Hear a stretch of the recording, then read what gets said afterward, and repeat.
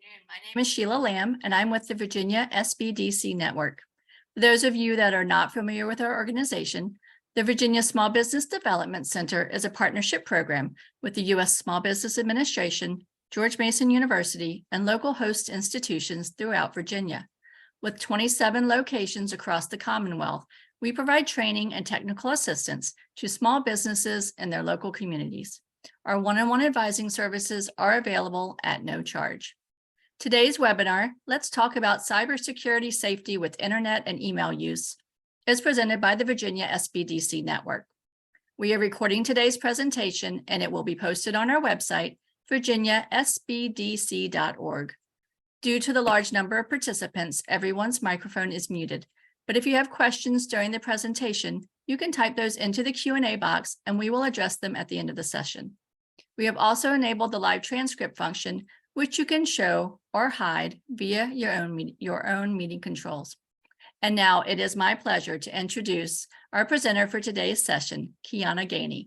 Quiana is a 20+ year IT and cybersecurity industry veteran and has served as Chief Executive Officer for SecureTech 360, located in Springfield, Virginia, since its inception in 2010. She is also the Cyber Industry Specialist for the Virginia SBDC. Welcome, Quiana. Thank you. And thank you everyone today for joining. So let's jump right into it. Today we'll be talking about cybersecurity safety with internet and email usage. Next slide. So our agenda is pretty simple. Thank you for my wonderful introduction. And in the webinar, we'll be discussing some tips and tricks for you to take home as a small business owner to help with navigating the internet and email usage for yourself and for your clients, and also for your work staff. At the end, we'll take some questions and then we'll provide some contact information and some wonderful links that you can use as well. Next slide. So a little bit about myself, outside of being an industry veteran, and also I'm also a military veteran. I served for several years, so I have a very diverse background in dealing with everything dealing with cybersecurity, from information assurance to research and development, nonprofit. So pretty much every type of business that may be represented here, I've either experienced or had some experience with that. So we should have some fun today. But one thing I'm very excited about is my new role with the SBDC as a small business advisor. Next slide. So let's jump right in. So some of the best practices for surfing the internet, and then also how a proper email usage policy should be implemented within your organization. Next slide. So one thing you can do that's very low cost, because I know first thing I always think with small business, I'm a small business owner myself as well, so I'm in that space as well, is that you want to do things that either are low cost or no cost at all, right? Because we're somewhere in that middle. So things that you can do that are very practical is developing just a policy, very similar to probably policies like a time attendance policy you may have with your organization. The internet and email usage policy will be able to outline the do's and don'ts for the resources that you use within your organization. So for example, if your employees are using mobile devices or they're using the internet to do research, and then there's an email policy about who to email, how to email, as long as you have some do's and don'ts about how to use those technologies, that's usually a great starting point. And those would be very specific to your organization, right? And then once you develop those policies, I'm a big component of providing training sessions that will be able to teach your employees how to recognize some of those factors out there that are trying to creep into our organization. You've seen them, the phishing emails that say, hey, and it may look very similar to somebody that may be in your organization or maybe a client of yours. Click here and it'll take you to another website, or saying, give me your credit card information. I'm just a big component with certain things. Just think about like with your own house. If someone came knocking on your door and said, hey, give me your email address, or give me your phone number, or give me your credit card information, you would think stranger danger. The same thing applies even with these phishing emails. If it comes out of nowhere, and they're requesting information from you, and they're trying to either collect some information or they're trying to infiltrate your systems using your information. So those are the type of things that you should discuss in your internet and email usage policy, and also provide training for your staff so they understand how to recognize these emails and to have those discussions. So I'm a great component of, once you put together the policy and you do the training sessions, also test them out. I am very big on just calling up my organization and seeing if the person who's answering the phone, if they are actually using the tools and tips that we provided to them, doing either employee orientation, staff meetings, regular emails that we send out about certain threat factors that are coming out, because there's new things coming out every day, just to make sure that the policy that they've received, the training that they've provided, that we're also doing actual live sessions to make sure that they are also doing the right things. And then also encourage your employees to use strong passwords. And I know one of the biggest things is we use the same password for everything, right? I'm just a big component of, even if you change a few things, make sure you're not writing it down. Don't make them so strong to where you can't remember them. If you have the technology available and the funding available, use two-factor authentication, but strong passwords are just as sufficient as well. Teach your employees to be mindful of the information they share online. Avoid clicking any links, suspicious links, downloading any attachments from unknown sources. And we kind of discussed that in the beginning. Make sure that's also in your internet and email usage policy. And remind your employees that if they have devices that are not resident to your organization, that you don't see every day.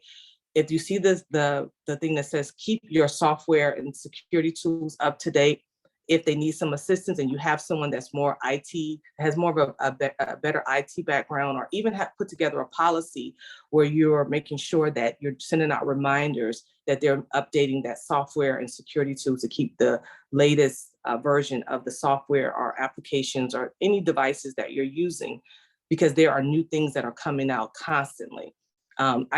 Just last night, I received a text from my iPhone that said I needed to update it. There was a new version of something that came out. So I researched it, because even once I get those updates, I also make sure that that's not even maybe a potential someone trying to get in as well. So I research everything prior to me even deploying or doing updates as well. So that may be something else that you should add to your internet and email usage policy. So before you click and download, make sure you are making sure that it is from a known source, a trusted source, so that you are not downloading and clicking and adding additional risk to your environment.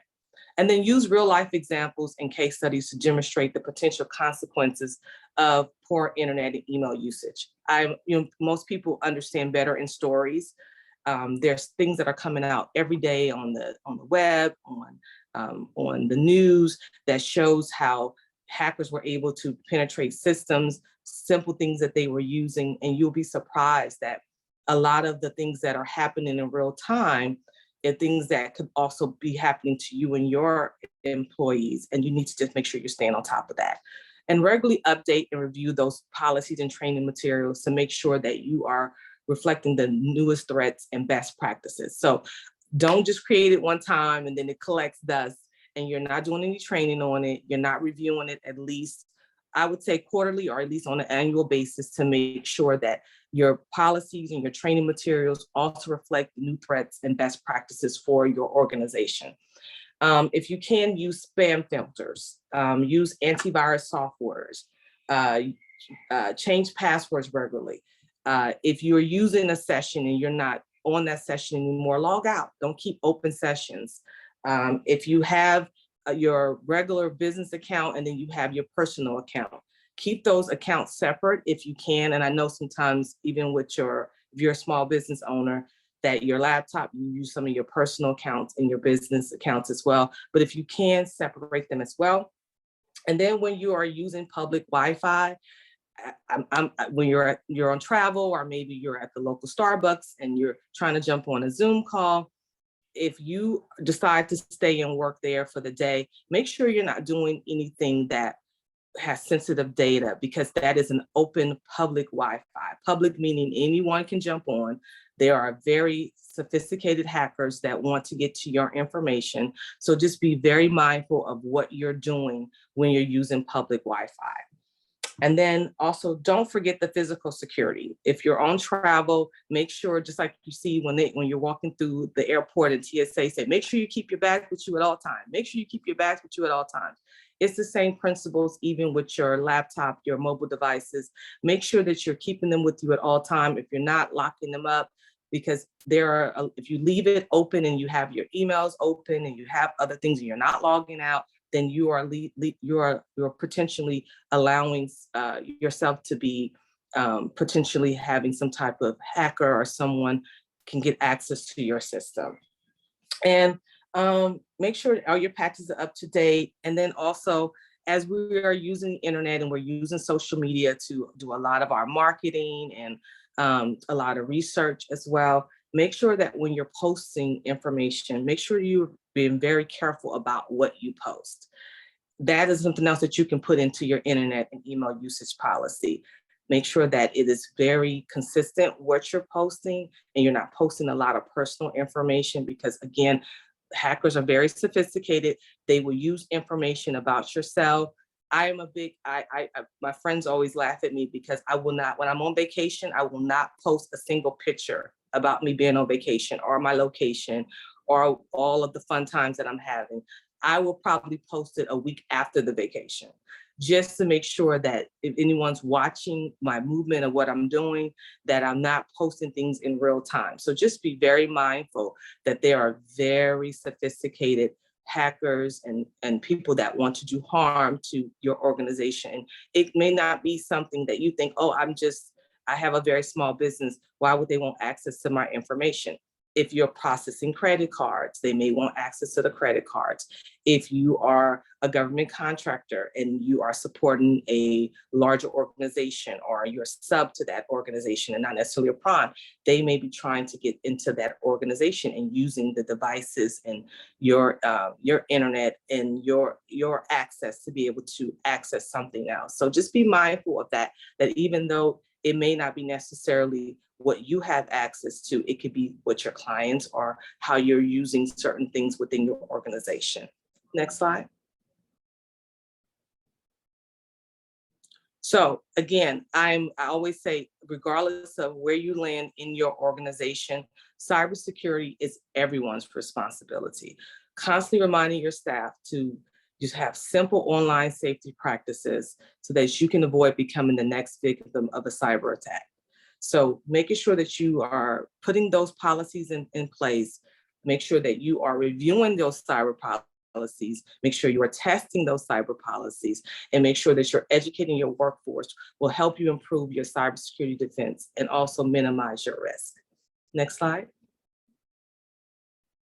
And here's a couple more additional tips. We talked about having a written email policy that outlines expectations, but even a simple thing, you can have something as even as granular of how you want the email to be, the tone of the email, making sure that your employees are checking grammar and content, offer training sessions or workshops on email etiquette and also best practices, making sure that when they are putting together emails, that they are clear and concise with a subject line, addressing the recipient properly, avoid using all caps, excessive exclamation points, checking for grammar, spelling errors, refraining from sending sensitive or confident information over email, and also be mindful. And then if you're on a group email, versus if you decide, I'm very big on this, if the person is addressing one person, address that person. Don't hit, send all to everyone.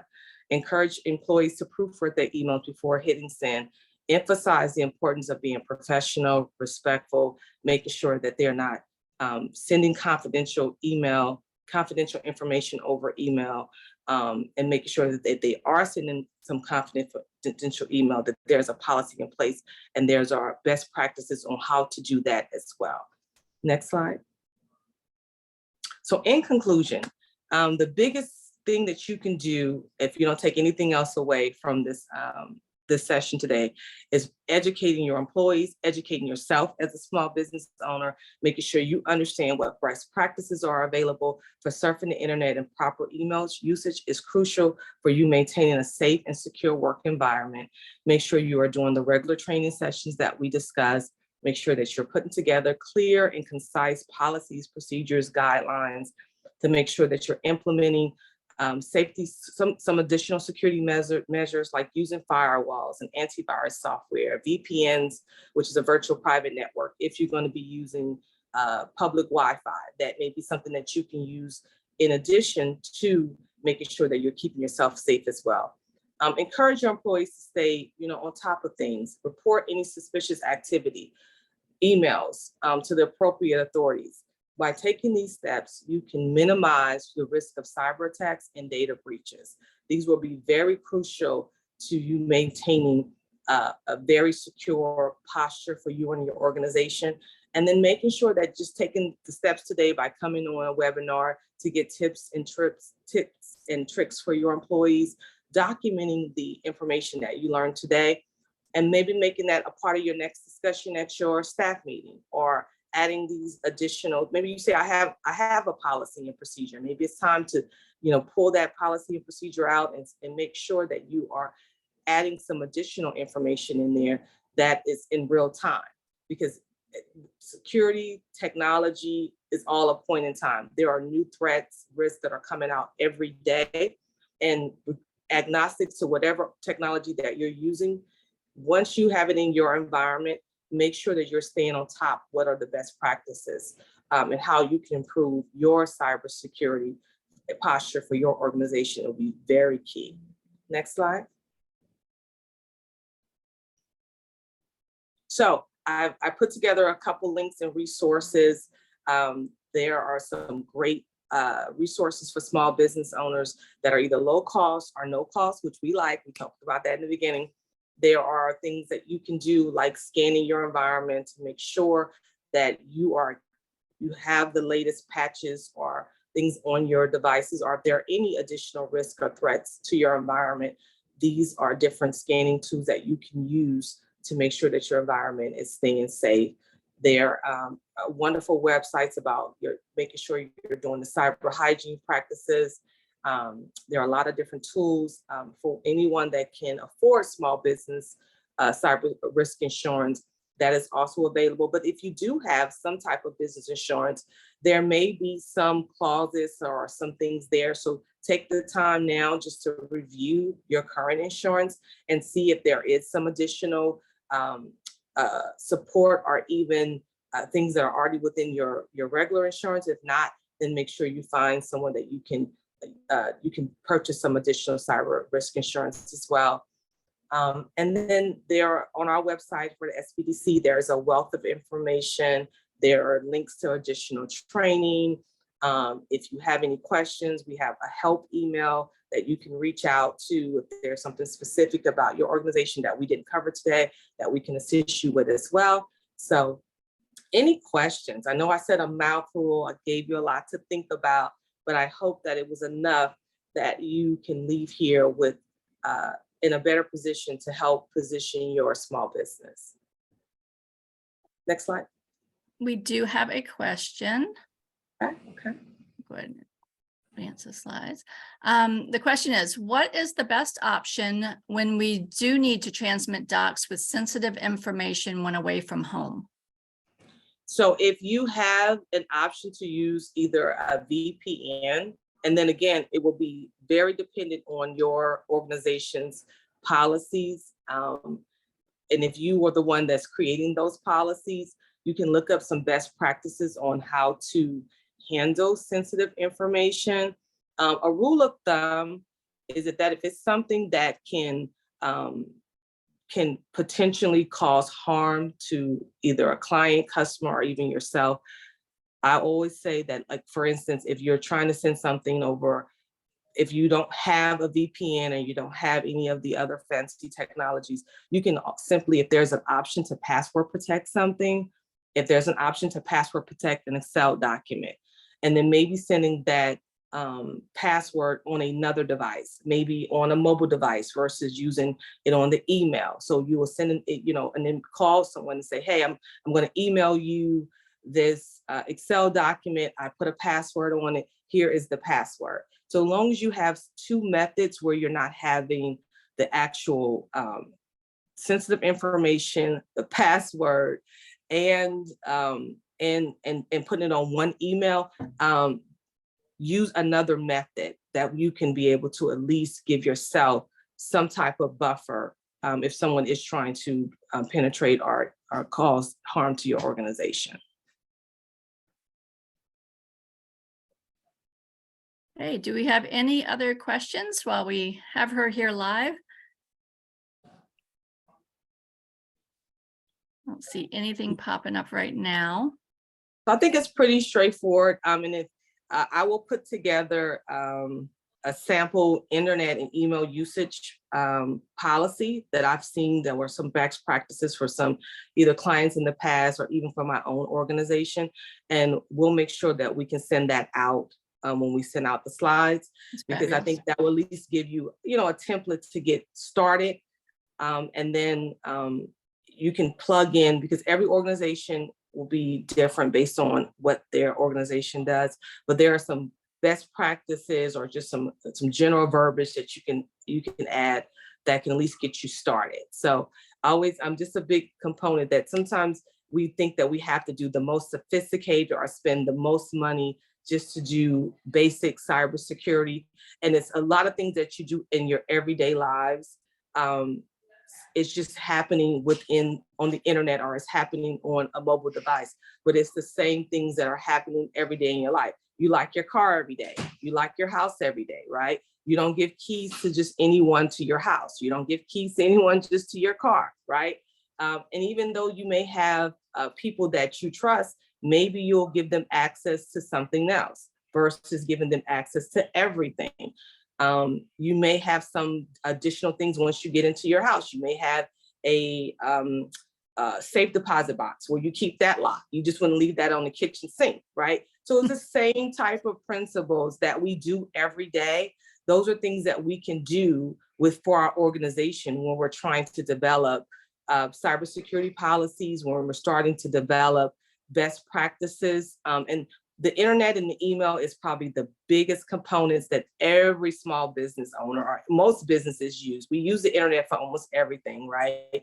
From shopping to doing research to doing Zoom calls. We use email. We communicate through email sometimes more over a phone. So there's a lot of communication going back and forth. So making sure that you have a policy that address how you want your employees to use your internet and email may be very different from how they use it at home. So I always say, you may use your devices for different things when you're at home, but when you're at work, these are things that you need to do. These are the do's or don'ts.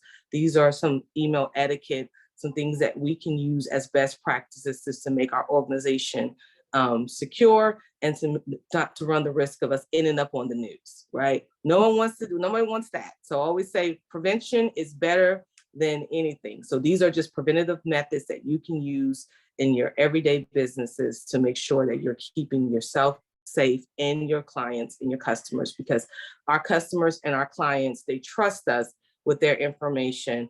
And as we're growing, we always want to make sure that we can keep that trust going. So thank you. Sorry, I got on my little soapbox. That's good information. And Quiana, I'm with you. I don't ever post when I'm on vacation either. Yes. Smart practice. All right. Do we have any other questions? Okay. Well, I think, Quiana, if you're done, I think I'll wrap us up. All right. Awesome. Thank you, guys. Great. One moment. So I do want to thank Quiana. I want to thank everyone else who attended with us today. You will receive an email with a link to the recording and the slides. I know a few people said they might have had some issue with the slides, but they will be in the follow-up email. So you'll have all the resources that were shared. If you would like to sign up for upcoming webinars or access recorded webinars, please visit virginiasbdc.org/training. This webinar and other SBDC resources are designed to be used in collaboration with your local SBDC advisors.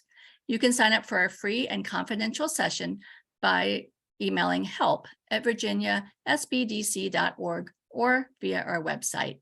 We do hope to see you at our next session. Take care, everyone. Thank you. Bye-bye. Bye.